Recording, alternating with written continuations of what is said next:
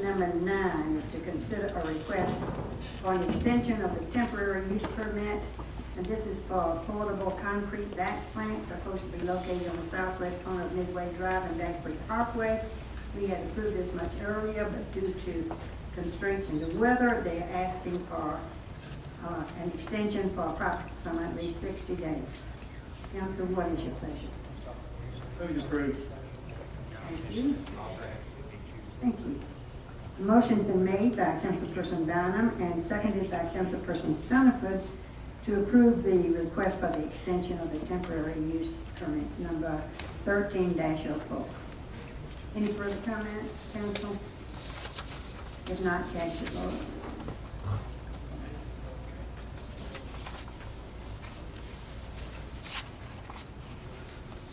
The motion is approved. Thank you. Now then, get set to hear all about the budget for the coming year for everything in the city of Euless. So this time I'll ask Janina Jewell to come forward. She is our new director there, and we're going to open the public hearing for the Euless Development Corporation budget for the year 2013-2014. Ms. Jewell. Thank you, Mayor. Council, the Euless Development Corporation met on August 12th for the purpose of holding a public hearing and approving the 2013-2014 EDC budget. The EDC board recommends approval of the proposed budget as presented. The EDC budget is supported by a half-cent sales tax approved by the Euless citizens in 1993 for economic development, parks, and library projects. The EDC is expected to begin fiscal year 2014 with a fund balance of $1,971,673 and is expected to receive sales tax revenues and related interest totaling $4,100,532. Proposed operating expenditures total $4,048,832 and will fund parks, library, economic development, debt, and contingencies. The 2014 budget also includes recommended capital funding of $899,809. If approved as submitted, the fund would have an estimated ending fund balance of $1,133,564, which exceeds the board's recommendation minimum reserve levels of $500,000. The EDC total proposed budget divided by departments is shown above. 32% of the EDC budget is allocated to parks. In addition to personnel costs, the parks budget provides for funding for general park maintenance, athletic and irrigation supplies, and basic upkeep of the city's park system. 21% is allocated to fund library personnel and library materials, including books, magazines, CDs, DVDs, and many other electronic resources. 10% is allocated for economic development, which is used to attract and retain businesses to our community and includes annual funding for potential economic development projects. 18% of the budget is allocated to pay for principal, interest, and the related fees on outstanding revenue bonds issued by the corporation. The remaining 18% is allocated for proposed capital items. The proposed capital items include a carryover of $347,510 from current year projects that are underway at this time. In addition, we're recommending new capital funding for 2014 in the amount of $542,299, which includes planning consultants, aerial murals, hardware and software replacements, heritage park painting, lights for the Villages of Bear Creek parking lot area, park upgrades, library furnishings, security camera system upgrades, library AV system enhancements, library entrance wallpaper, portable pickleball court, and light fixture replacement at McCormick Park. In addition to the operating funds, we're also recommending capital improvement projects which total $50,000. This consists of $25,000 for continued funding of park irrigation and $25,000 for economic development incentives, all of which is funded from the EDC operating fund. At this time, we would like to submit the proposed EDC budget for public comment and for City Council consideration. Thank you, Ms. Jewell. Since we're in a public hearing, I'll ask, do we have any proponents for the Economic Development Corporation budget? If not, do we have any opponents for the budget? Yes, sir, Mr. Easton.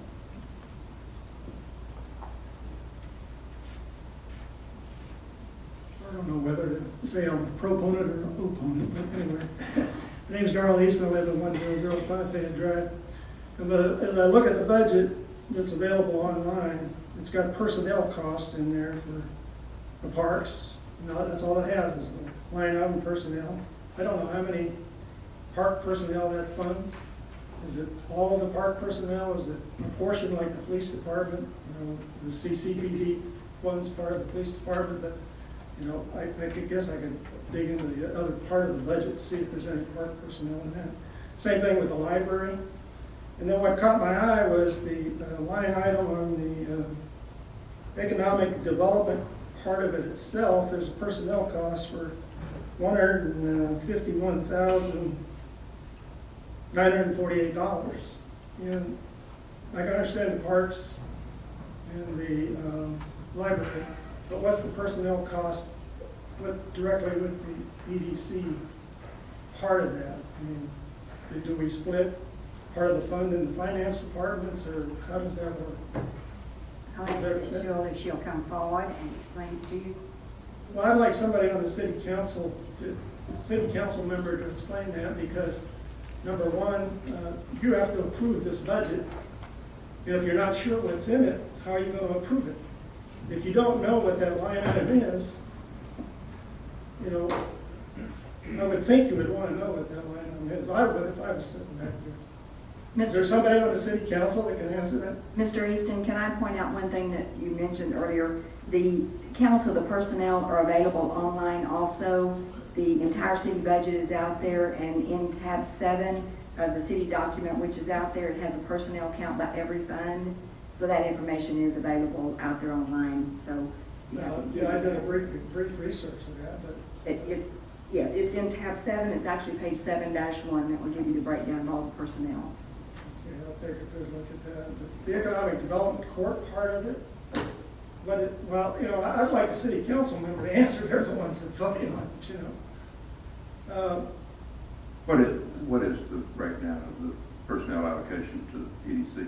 Okay, we have, there's actually 2 pages. There's a full-time and there's also a part-time. And if I'm looking at the full-time here, there is, in parks, there's 10.25 positions. In the library, there's 10 positions. And in economic development, there's 1 full-time position there. And then if you go over to, let me get to the part-time counts. In the EDC, there are 17 part-time positions that are distributed between both the parks and the library. Well, I just think it would be handy to have that as part of this budget process anyway, and then there wouldn't be any question about it.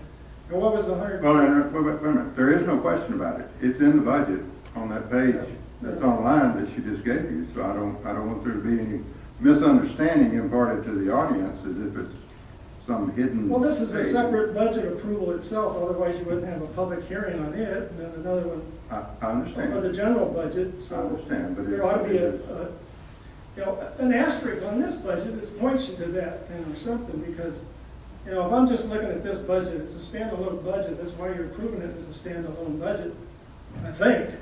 And then it becomes part of the general budget, and I got to go there to look, see what the personnel costs are. You know, it's just- Within that budget book is all of the budget, Mr. Easton. Now, you know them very well. The crime control budget is in there. The economic development corporation budget is in there. The water and sewer budget. It's all within the same book. And that one page gives you easy reference to the personnel allocation. So it's all there. It's not hidden in any way. Okay, then, okay. Well, anyway, that's my main issues on that. I would think as people invited to attend and attend these things, it would be nice to just have a reference to it. Then, you know, you got the personnel cost here. Why don't you reference and then this is going to be the preliminary one. You know, I got to go to the preliminary budget, city budget. And I don't want to take up much more of your time here because I got some more questions on the next item. Thank you. Thank you. Do we have any other opponents for this? If not, I'll close the public hearing and I'll ask council what's your pleasure. Mayor, I move approval. Thank you. Second. Thank you. The motion is made by Councilperson Allenfeld and seconded by Councilperson Bynum. Council, do you have any questions? If not, cast your votes.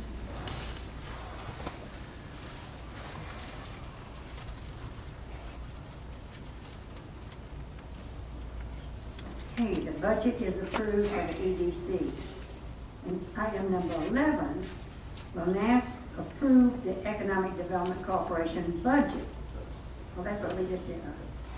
Okay, item number 12 is to have another public hearing, and this is for the City of Euless 2013-2014 operating and capital budgets. Ms. Jewell. Thank you, Mayor. The fiscal year 2014 preliminary budget was presented to the City Council at the beginning of August and is included in tonight's agenda for council consideration. A copy of the preliminary operating and capital budgets are on file in the City Secretary's office, on the city's website, and in the library for citizen review. Before I begin the 2014 budget overview, it is important to give you some information about our overall budget objectives. As we prepared this budget, our primary concerns were to continue all existing services to our citizens, maintain appropriate staffing levels, and maintain reserve levels in accordance with our fiscal policies. As you are aware, over the last few years, the city experienced significant revenue losses due to a decline in appraised values and a decline in sales tax revenues. During this time, we made very deep cuts to our budget, including a reduction in staff from 393 full-time positions in 2009 to 374 positions in 2012. In addition, we delayed vehicle replacements, infrastructure improvements, equipment purchases, and we made substantial cuts to the departmental budgets. In fiscal year 2013, we included some baseline increases due to rising costs of maintenance, supplies, and utilities. For 2014, we propose a modest pay plan increase for our employees, some restoration of baseline budget funding, and funding for some capital programs while keeping 19 positions authorized but unfunded. The city's general fund is the largest fund and supports primary governmental functions. This first chart shows that in 2013, general fund operating revenues were budgeted at $32,354,892. In 2014, total operating revenues are projected at $33,901,762, which is a 4.8% increase from the 2013 budget. Sales tax revenues, which represent 30% of the overall general fund revenue, is expected to be up $952,000 over the 2013 original budget. Our assumptions for the 2014 budget are based on estimated sales tax revenues through the end of this fiscal year, which is up approximately 8%, plus a 2% growth factor and additional revenues from anticipated development. Property tax revenues represent 30% also of the general fund revenues. The projected property tax revenue is based on a rate of 47 cents per $100 valuation, which is equal to the current rate for fiscal year 2013. Property tax revenue for the general fund is projected to be approximately $444,000 more than the current year due to a 3% increase in overall appraised values. The remainder of the funding for this budget is derived from franchise fees, 12%, fines at 14%, permits at 3%, and other miscellaneous resources at 11%. The fiscal year 2013,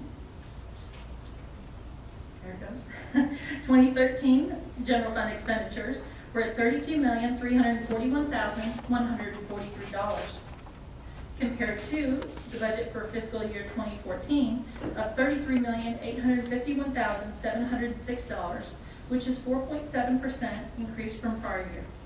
This budget includes, as mentioned earlier, a modest pay plan for employees and increases for the rising costs of maintenance, supplies, and utilities.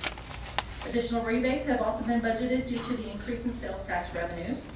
And as you can see, 61% of the general fund is dedicated to police and fire operations, with the remaining funds supporting parking community services, street maintenance, development services, library services, city administration, general overhead, which includes utilities, audit services, appraisal and tax services, and other expenditures that are not directly related to any specific department. In this next slide, it is important to show that we spend most of our dollars in the general fund on personnel cost. Approximately 77% of the total general fund is dedicated to personnel expenses. Rebates account for 5%, utilities 3%, with only 15% remaining for supplies, professional services, and overhead. The city is pleased that this budget continues all existing programs and services for our citizens and maintains that the tax rate as it is currently 47 cents per $100 valuation. In addition to the operating expenses, the 2014 budget includes proposed drawdown of excess reserves to fund capital expenses of over $2.5 million, since no baseline funding is available for these capital needs. These funds will allow the city to provide funding for street overlays, self-contained breathing apparatus and heart defibrillators for the fire service, computer replacements, equipment for various departments, and will provide funding for continuing the local selective traffic enforcement program. Additionally, court technology funds will be used to provide enhancements to the city's municipal court operation. The second largest fund of operations is the Water and Wastewater Fund. In 2013, projected operating revenues for the Water and Wastewater Fund totaled $19,661,720. For fiscal year 2014, the operating revenues are projected at $20,820,949. This is a 5.9% increase over the current year. As you can see, the water and wastewater user charges make up 95% of the overall revenues, with 58% coming from potable water sales, 1% from reclaimed water sales, and 36% from wastewater treatment. The remaining revenues are derived from sanitation, recycling, penalties, and other user-based fees. In addition to the budget ordinance, you will also have a water and wastewater rate ordinance on your agenda tonight for your consideration. We are recommending an adjustment to our volume charges for both water and wastewater. This budget includes those proposed rates sufficient to cover the overall cost of the operating system. Budget expenditures for the Water and Wastewater Fund for 2013 total $19,636,105. This compared to the 2014 proposed baseline expenses of $20,752,835. This is a 5.7% increase over the current budget and covers the cost of purchasing water from Trinity River Authority, TRA, the cost of wastewater treatment, also by TRA, and all expenses associated with water production and distribution, meter reading, billing, debt payments, overhead expenses, and infrastructure replacement. This next slide shows that 20% of this budget is allocated to personnel expenses, 48% is allocation for water and wastewater costs, with the balance funding utilities, infrastructure improvements, fleet operations, franchise fees, and administrative overhead. In addition to the operating expenses, the 2014 budget includes proposed drawdown of excess reserves to fund capital expenses of $456,654. These funds will allow the city to provide funding for computer replacements, surveillance equipment, SCADA system replacement, and digital gator cam. The car rental fund is our third largest operating fund and is supported by 5% tax on the short-term rental of motor vehicles, which was authorized by the Euless citizens in 1999. The city has a revenue sharing agreement with the cities of Dallas and Fort Worth. Based on this agreement, 2/3 of the revenue from the consolidated car rental facility at DFW Airport is rebated back to these owner cities of the airport. The remaining third is retained by the city of Euless and has been allocated by the city council to reduce debt, to maintain stable tax rate, and to cash flow numerous capital projects. The proposed budget for fiscal year 2014 includes estimated total operating revenues of $13,462,751, which is an increase of $527,751, or 4% from the fiscal year 2013 approved budget. Of these revenues, the city of Euless nets approximately $4.5 million after the rebates. Based on council direction, a portion of these funds support general government operations, the general obligation debt service, which has a direct reduction on the property tax rate of approximately 5.3 cents per $100. Recommended capital items include a transfer of $306,786 to the street and car rental CIP funds and funding for street overlays. This budget maintains the $2 million recommended reserve level that council has requested. The city has several other special revenue funds, debt service funds, internal service funds, as well as enterprise funds that are included in the city's total budget. Details of other funds can be found in the preliminary budget that is on file again in the library, in the city secretary's office, as well as on the city's website. In summary, the city's total revenues for all operating funds are projected at $97.7 million and include funding from a variety of revenue sources, as you can see on this chart. Proposed operating expenditures total $103.2 million, which includes annual debt service payments, personnel costs, utilities, supplies, maintenance, incentives, capital, and other administrative costs. The proposed budget includes recommended capital expenses of $8.1 million that are funded from cash reserves. In addition to the operating fund, operating budget, we're also looking at the capital improvements budget. The 2014 capital improvements program includes street projects, including infrastructure improvements funded through the 39th year Community Development Block Grant, which is $300,000 for sidewalk and ramp improvements required by the Americans with Disabilities Act. County overlay projects of $300,000 and construction of Home Drive at $900,000. Water projects include the Denton Drive line replacement. The wastewater project is the Denton Drive line replacement. Water projects include the El Camino Real line replacement, meter changeout program, and reclaimed water line extension payments. The only other projects proposed is the design of the Glade Parks Trail connection and the golf course upgrades for next summer. Preparation of this budget included a citywide effort to meet our objectives without impacting the quality of service provided to our citizens. We believe this budget recommendation allows us to accomplish this goal. We will continue to take a conservative approach in the upcoming fiscal year. And at this time, we would like to submit the 2013-2014 operating and capital budgets for public comment and for your consideration. Thank you, Ms. Jewell. At this time, we are in a public hearing. Do we have any